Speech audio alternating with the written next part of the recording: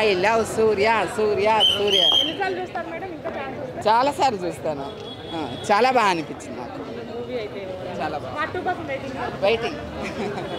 Karthi entry కూడా చాలా బాగుంది.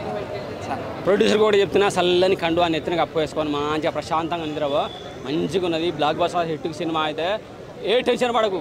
కండు అంటున్నారు ఏంద్రా బాయ్ అని చెప్పి కంగు అంటున్నాను. అదే చెప్తున్నానుగా మంచిగా తడిపేసుకో, నెత్తిన కప్పుకో, హ్యాపీగా నిద్రపో. ఏసీలో వద్దు, ఏమొద్దు. ఎండలు కొడతాను, చలికాలమైన ఎండలు కొడతాను. మస్తు అంటే మస్తు అనిపించింది సినిమా.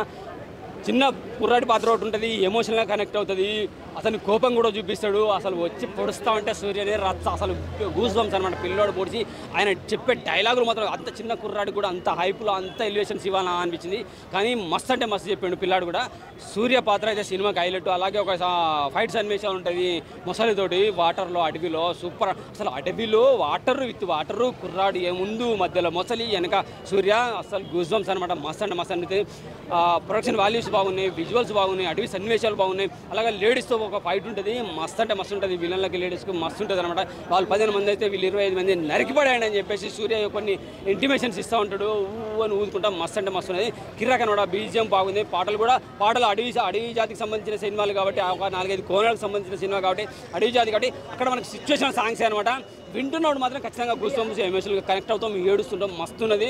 సూపర్ అంటే సూపర్. ఇక సెకండ్ హాఫ్ అయితే దద్దరిపోయింది కాక. జై బాలయ్య సౌండ్స్ కూడా వినపడతాయి. మస్తున్నది.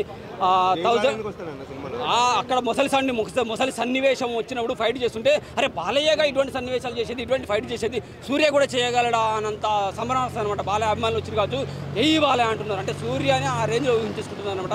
అఫ్కోర్స్ అతను ఏ స్టార్ అయినా కావచ్చు, కానీ బాలయ్య అనే సౌండ్ సీన్ పడుతుంది అనమాట. రచ్చ చేశారు. ఇంకా ఎండింగ్లో ఒకడు వస్తాడు అక్క ఉచ్చ డైలాగులు అయితే మస్తు అనిపించేస్తాయి. అన్నదమ్ములు కొట్టుకుంటారేమో, బావ బొమ్మర్తుల సవాలు.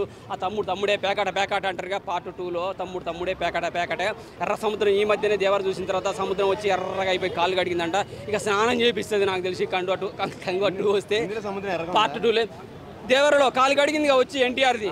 సో ఇందులో సముద్ర సన్నివేశాలు ఉన్నాయిగా, పడవలు ఉన్నాయి కదా. సముద్రం నల్లగానే చూపించుడు, మ్యాక్సిమం నల్లగానే చూపించుడు.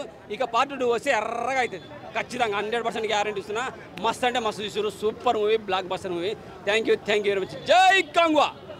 మా సత్యం 24 ఫ్రేమ్స్ ఛానల్ని సబ్స్క్రైబ్ చేసుకుని బెల్ ఐకాన్ని యాక్టివేట్ చేసి లైక్ చేయగలరు, షేర్ చేయగలరు.